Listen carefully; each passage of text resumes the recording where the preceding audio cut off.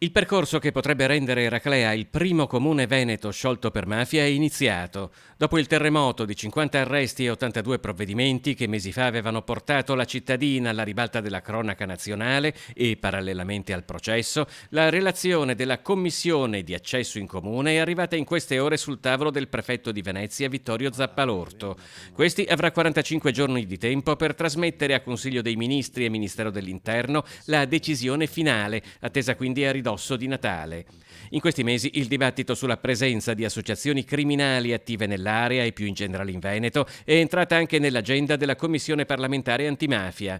Inizia ad essere opinione diffusa che l'esistenza di questi fenomeni malavitosi sia tale da non poter essere più definita semplicemente infiltrazione ma radicamento.